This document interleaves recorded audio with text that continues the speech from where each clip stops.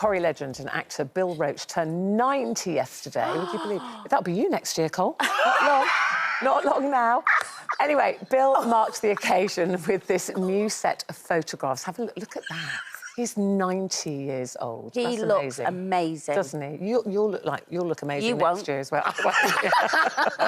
Touche. Now, after 4 years ago on Loose Women, he told us his secret, actually, to staying young.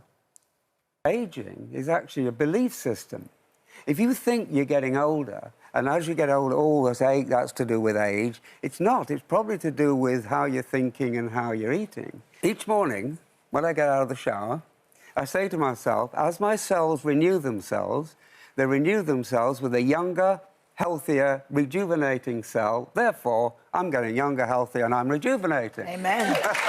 Amen. Interesting. So that's what you need to do. Oh. Tomorrow morning, right, when you wake up, you look at yourself in the mirror with that face. Well, that's going to make a my difference. cells are renewing themselves, they're regenerating, they're coming back younger and stronger. Oh, I Do you hope think they're stronger, work? and then I can come back and shove you right off that chair. Well, he might be on It's aggression. Yeah, but it is interesting, isn't it? It's like, is age a state of mind? Because you always feel with Bill Roache that he's just refusing to age. I think it's he's just saying, it's just a state of mind. Just say to yourself, I'm vibrant and I'm full of life. Definitely. I'm free. Definitely a state of mind, and my mind is a state today.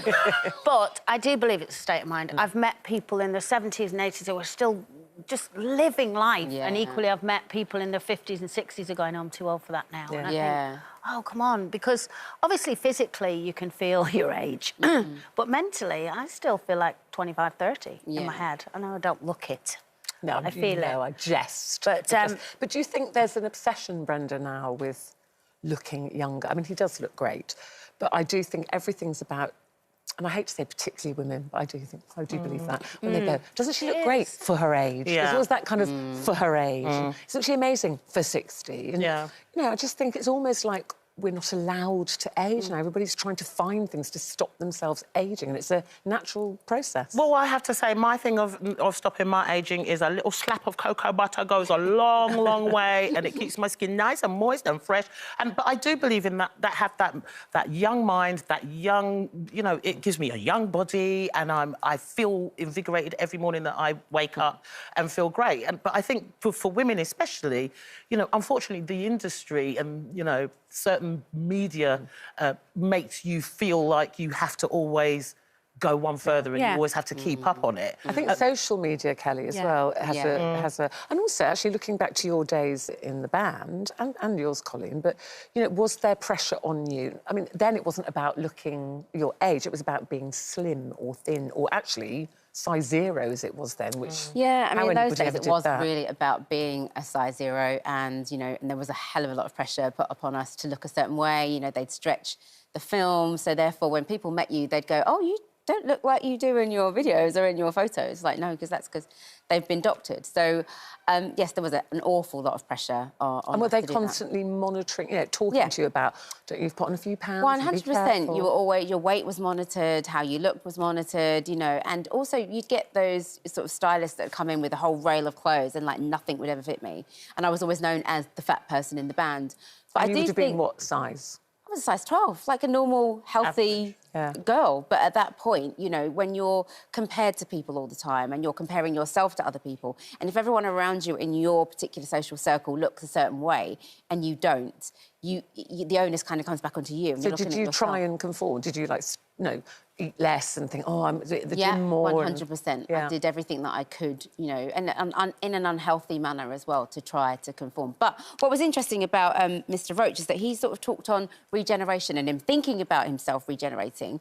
And scientists are now looking into stem cell technology, which is all about rejuvenation, rejuvenating your cells. There's lots of evidence that's coming. I've been asked myself personally to go on a trial as a lupus patient because it's supposed to have some really remarkable results with dealing with cancer and, you know, diseases, Alzheimer's, all those kinds of things. So there are alternative measures out there in terms of ways of maintaining yourself. I think when it's looking at illnesses and maybe halting or stopping the progress of an illness with stem cell renewal, but again, going back to, like, trying to make yourself look younger... Well, what fascinates me is trying to make yourself look younger when you're only 22. It's that age range that's like, oh, no, I need to get more Botox, I've got a line. I'm thinking, if you're like this now, what are you going to be like when you're 42? And I've always said I love seeing people age. I think it shows what a life you've had. You know, you've got lines because you've got lines because you've laughed a lot. Yeah. She's obviously been hysterical.